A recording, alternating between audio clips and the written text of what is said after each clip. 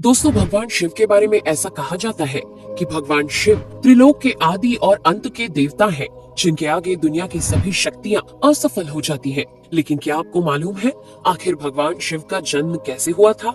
उनकी माता कौन थी और उनके पिता का क्या नाम था? उन्होंने किससे अपनी शिक्षा प्राप्त की थी और किस किस को शिक्षा का दान दिया था? अगर नहीं तो चलिए, क्योंकि इस वीडियो के माध्यम से हम आपके इन्हीं सभी सवालों का जवाब देने वाले हैं, इसलिए प्लीज इसे स्किप किए बिना एंड तक जरूर देखना। दोस्तों, आज सबसे पहले भगवान शिव के जन्म से जुड़ी पहली कहानी यानी शिव पुराण की एक लोकप्रिय कथा के बारे में बताने वाले हैं। शिव पुराण के अनुसार भगवान शिव को स्वयंभू माना जाता है, जिसका मतलब होता है कि भगवान शिव का जन्म स्वयं ही हुआ था। यानी कि इससे एक बात तो साफ हो जाती है कि ना ही भगवान शिव की कोई माता है और ना ही उनके कोई पिता है। इसी कारण से भगवान शिव पंच तत्वों से भी परे हैं, जिस कारण से इन्हें मृत्यु का भी कोई भय नहीं है और इनकी मृत्यु कभी नहीं हो सकती। पर अब बात करते हैं विष्णु पुराण में बताई गई भगवान शिव के जन्म से जुड़ी हुई एक और कहानी के बारे में।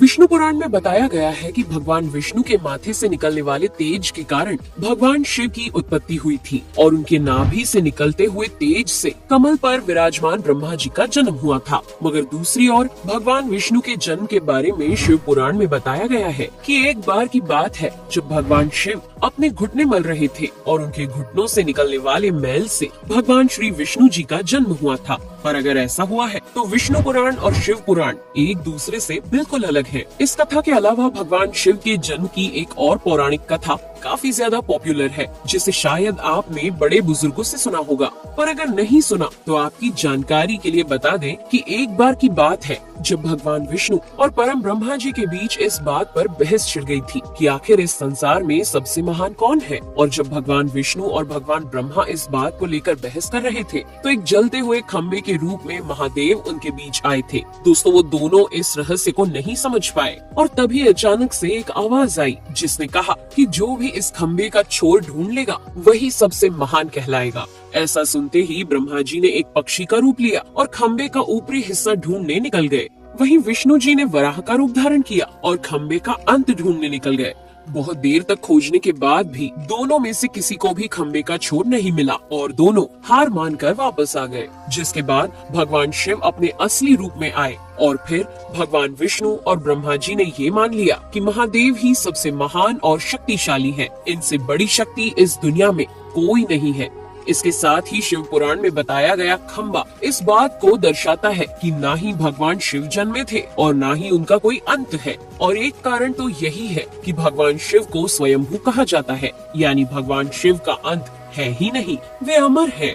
अब हम बात करते हैं भगवान शिव से जुड़े एक ऐसे विषय के बारे में जो सबसे ज्यादा प्रसिद्ध है कि क्या भगवान ब्रह्मा भगवान शिव के पिता है? जी हाँ, इनकी ये कहानी लोगों के बीच काफी प्रसिद्ध है। तो आपको बता दें कि आखिर किस प्रकार भगवान शिव ने ब्रह्मा पुत्र के रूप में जन्म लिया था। इसके पीछे विष्णु पुराण की एक पौराणिक कथा है, जिसके अनुसार जब धरती, आकाश, पाताल या कहें पूरा यूनिवर्स जलमग्न यानी पानी में डूबा हुआ था, तब भगवान विष्णु के अलावा कोई भी देव या प्राणी इस संसार में नहीं था। तब केवल विष्णु ही जल सतह पर अपने शेष नाग पर लेटे हुए नजर आ रहे थे। जिसके बाद उनकी नाभि से कमल की डंडी पर ब्रह्मा जी प्रकट हुए और जब भगवान ब्रह्मा और भगवान विष्णु इस यूनिवर्स से संबंधित बातें कर रहे थे तब भगवान शिव प्रकट हुए। जिसके बाद ब्रह्मा ने उन्हें पहचानने से इनकार कर दिया। इस कारण से भगवान शिव रूठ गए और उनके रूठ जाने के कारण भगवान विष्णु ने उन्हें दिव्य दृष्टि प्रदान कर ब्रह्मा जी को भगवान शिव की याद दिलाई।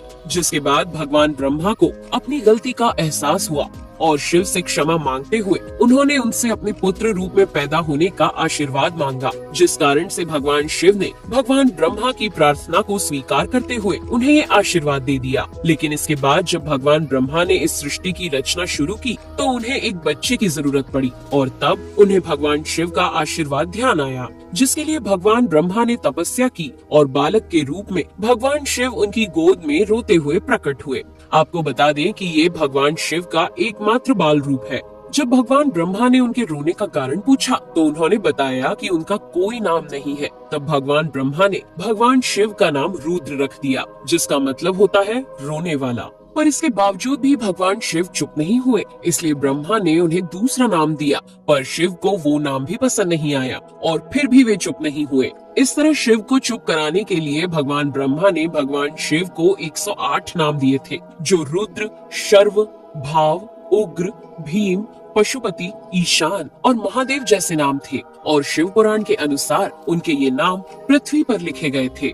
इसके बाद बात आती है श्रीमद् देवी महापुराण की। तो श्रीमद् देवी महापुराण में भगवान शिव की माता और पिता के बारे में बताया गया है। श्रीमद् देवी महापुराण के अनुसार देखा जाए तो एक बार जब भगवान नारद जी ने अपने पिता भगवान ब्रह्मा जी से पूछा कि सृष्टि का निर्माण किसने किया है, साथ ही भगवान विष्णु, भगवान शिव और आपके माता पिता कौन है, तब भगवान ब्रह्मा जी ने नारद जी को त्रिदेवों के जन्म के बारे में बताया। जो बताया वो वाकई चौंका देने वाली बात थी। दरअसल उन्होंने कहा कि देवी दुर्गा और शिव स्वरूप ब्रह्मा के योग से ब्रह्मा, विष्णु और महेश का जन्म हुआ था। यानी प्रकृति का रूप लिए माँ दुर्गा ही हम तीनों की माता है और ब्रह्मा यानी काल सदाशिव हमारे पिता है। इसके साथ ही श्रीमद् देवी महापुराण में भी भगवान विष्णु और भगवान ब्रह्मा के बीच हुए झगड़े की एक कहानी मिलती है, जिसके अनुसार एक बार श्री ब्रह्मा जी और विष्णु जी में झगड़ा हुआ और दोनों में बहस छिड़ी हुई थी। तब भगवान ब्रह्मा ने कहा कि सृष्टि को मैंने बनाया है और मैं ही प्रजापिता हूँ, जिसके जवाब में भगवान विष्णु जी ने कहा कि मैं आपका पिता हूँ, क्योंकि आप मेरी नाभि से निकले हुए कमल से पैदा हुए हैं। और धीरे धीरे कर ये बहस बढ़ती गई। दोस्तों, इसके बाद इन दोनों का झगड़ा सुनकर सदाशिव वहाँ पहुँचे और उन्होंने कहा कि पुत्रों, मैंने ही तुमको इस संसार को बनाने और इसे संभालने के केवल 2 काम दिए हैं। इसी प्रकार मैंने शंकर और रुद्र को संहार और तिरोगति के कार्य दिए हैं। इसके साथ ही उन्होंने कहा कि मेरे 5 मुख हैं। एक मुख से अकार, दूसरे मुख से उकार, तीसरे मुख से मुकार, चौथे मुख से बिंदु और 5वें मुख से नाद यानी कि शब्द प्रकट हुए हैं।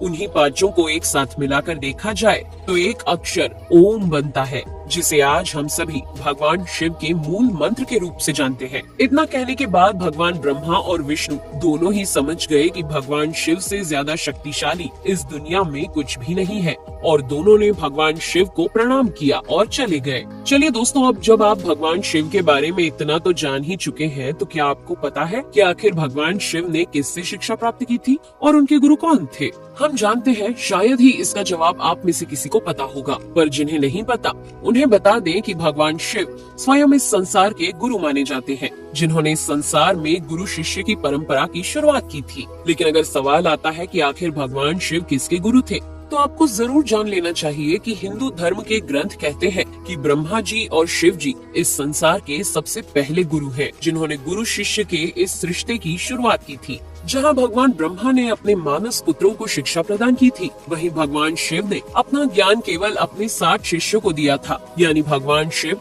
60 शिष्यों के गुरु थे और वे जिन शिष्यों के गुरु थे उन्हें आज के समय में सप्त ऋषियों का दर्जा दिया गया है। तो दोस्तों, ये थे भगवान शिव के जन्म से जुड़े हुए कुछ फैक्ट्स, जो आपको कैसे लगे हमें कमेंट करके जरूर बताइए। साथ ही अगर आपको वीडियो पसंद आया हो तो इसे लाइक और चैनल को सब्सक्राइब करना बिल्कुल ना भूलें। धन्यवाद।